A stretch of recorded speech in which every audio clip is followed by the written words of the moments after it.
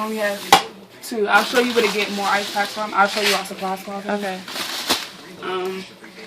More saline. These are iPads. Didn't even know we had this. Over here you have OB kits, trauma 4x4s, roller gauze. I think this is the OB kit.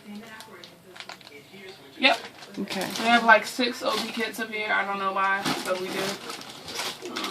4x4s, more 4x4s. Your cravats and your roller gauze. These 2 are roller gauze.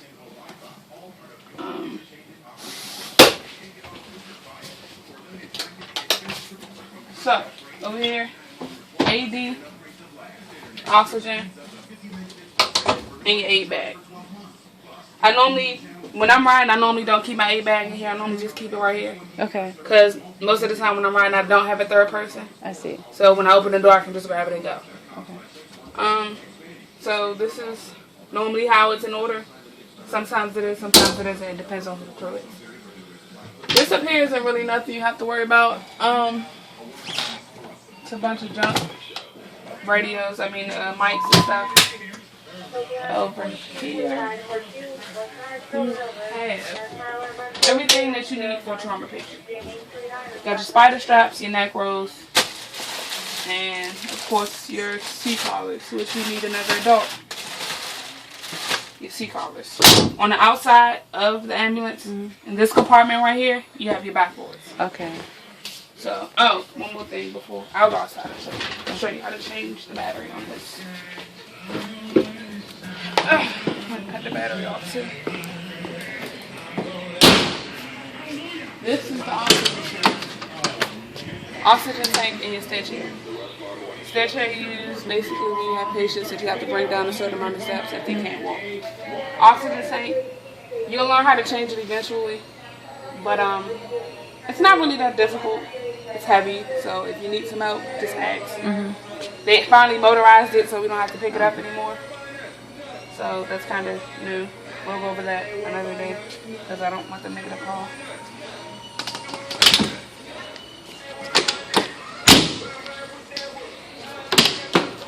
So to change the battery on the stretcher.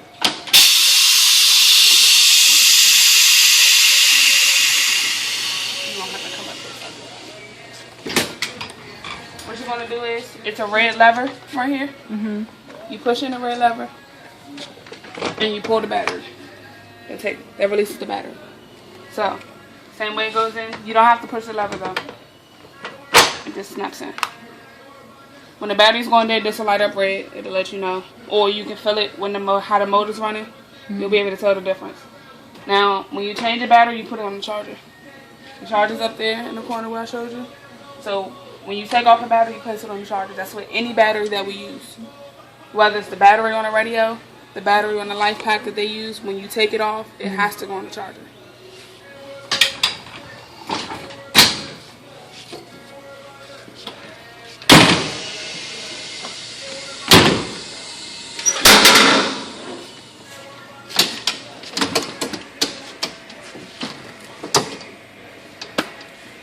Now, outside of the trauma, you got your hairline fracture splint. You got your CAD, which we rarely ever use, scoop stretcher, your reef stretcher, and your normal backboards. Now, as you can see, everything that you can get to on the inside, you can get to on the outside. So, say we're running a call and you get an accident, you can come out and get what you need to get from the outside of the ambulance. You don't have to climb around back and look through it. Normally, I do because I'll throw everything on the stretcher and pull the stretcher out and then come and get the backboard. That's just how I'm used to doing it. So if I'm riding and I know we're running an accident, I'll grab 2 C-collars, because I don't know if it's a child or adult. I'll grab 2 C-collars, spider straps, and a backboard, and a neck roll. Now, the neck roll I normally don't grab because we normally do that when we get inside. So I'll grab them 2 things that I'm mostly worried about is the C-collar and the backboard. Now, this is where your driver keeps. No, it's not. This is SCBAs, your flares, your triangles, in case, and you have a hydro ramp. So, in the case of an accident, we get an accident or somebody else gets an accident, you have a fire extinguisher. Your triangles are in that box back there. You have your emergency flares, you have your fire tape, you have 2 SCBAs. The SCBAs are for when ambulance crews decides they want to go on a fire and have fun. Which rarely ever happens, but when it does, it's fun. This you don't have to worry about. This is all electrical. It's locked. Yeah, it's locked. Stays locked. For the first few months when I started riding it, I was confused because I never knew what it was. This is where your driver keeps his gear. You have gear, fire alarms, and your wheel chucks.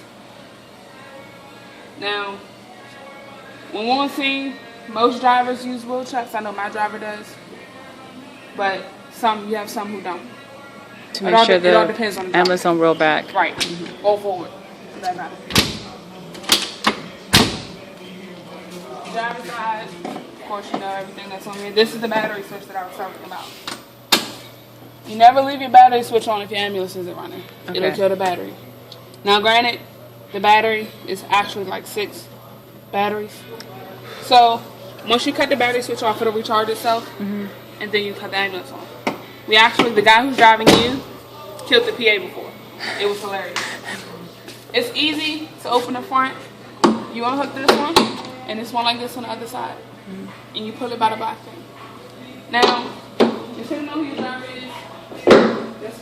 They're supposed to check the levels of whatever's in the piece every morning. So they check the oil, the windshield wiper fluid, all of that. You never let the gas tank go below a half a tank. No, it's not supposed to go past 3/3 actually, 3/4. It's kind of a general order. So we're supposed to fill it up whenever it gets to 3/4. But it doesn't really happen that way. Now the difference between this one and the other one, matter of fact, let me cut it back in.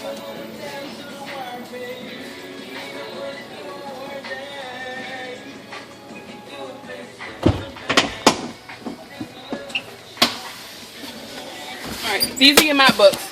These are your best friend if you don't know where you're going. Me and Christian can show you how to look through it in order to use it correctly. This radio is the same exact radio that's in the back. This controls the sirens. And on this one, you control the emergency lights. You control the camera. You got a backup camera. You got a silence alarm. It's different things on here that more than likely you will never use. Ever. Literally. Ever. So this shows what doors are open, what's wrong. See how I was saying low voltage? It's because the battery switch is on, but the engine's not running. That's why I'm saying that. So you'll have the backup alarm. When we're backing up, it's a camera on the back. The camera pops up on the screen. Will it show up there? Yeah, see? Oh, cool.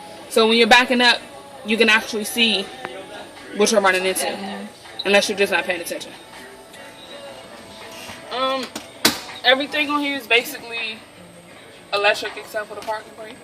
Because you have the different gauges here. And the parking brake you just pull and push. You won't really have to worry about that. The AC does work. Good enough. We do have a radio. This map book here will be your best friend. This is our first due, 8's first due, and 5's first due. Mostly what we run. So between this map book and Christian's making another one, or supposed to be making another one, this is the map book that you'll mostly use. This is your best friend, this one, and 33's map book. Those are the ones that you basically need to, when you start studying, are the big ones that you want to study, because that's what we run a lot.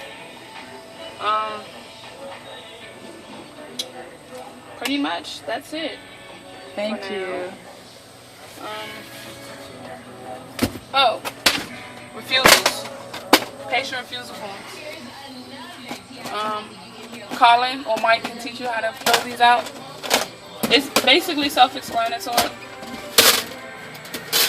What it is basically you're letting the patient know, or you're letting the county know that you came to see the patient. You told them about their warnings and what can happen if they don't go to the hospital.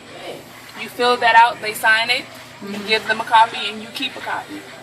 What you giving them that copy, you're telling them that I came here, I treated you, I told you what the risks were if you didn't go to the hospital, you're still refusing. Here's your receipt for it.